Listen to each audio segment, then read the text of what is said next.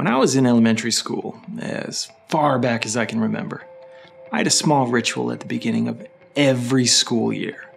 I'd pry open a fresh spiral notebook that I knew would be with me for the entire year to come, and I'd flip to a random blank page near the back.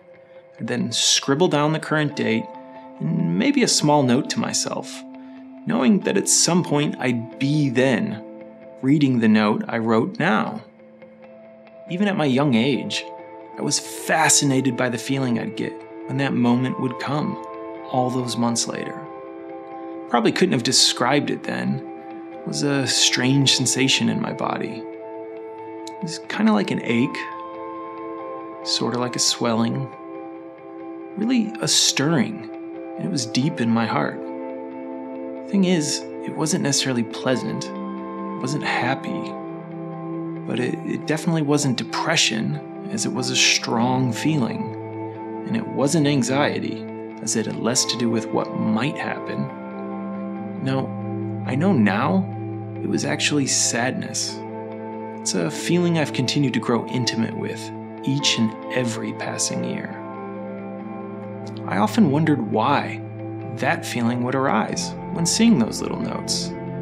And understanding that, it's actually only come via one thing: time. It's the great witness of all of our lives. When we're young, we often seem to have too much of it and we can get bored. And then when we're old, we often seem to never find enough of it. It's actually considered the fourth dimension, and it's way more mysterious than the other three around us. I think it's rarely able to reveal itself fully in the moment. As sentient beings, we have at least 5 senses we know of that help us to orient ourselves within the primary 3 dimensions: taste, touch, sight, smell, and hearing. They actually reveal the world around us in any given moment. But what about that 4th dimension? What about time? How do we sense time? How do we orient to it? I actually think that's where sadness or heartache comes in. It's our 6th great sense. It's how we feel time. Sadness is a clue that something is significant about the moment we're feeling it in. A reminder that the cosmos only moves in one direction and can actually never go back. When I'm feeling sad, I know I'm feeling time.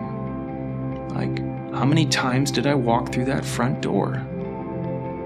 Smell the sap of my redwood forest. Run easily without that extra ache. How many times did I say, I love you? The future? It's just a concept, a set of possibilities that only exist in our minds. But the past is something real, an accumulation we carry with us in the very cells of our bodies. It's a sensation, an actual felt sense we can tap into. I was then, but I am now. And then will never be again. The sunset, the flower, the smile, the change, the sadness. All that is ephemeral, all that is time.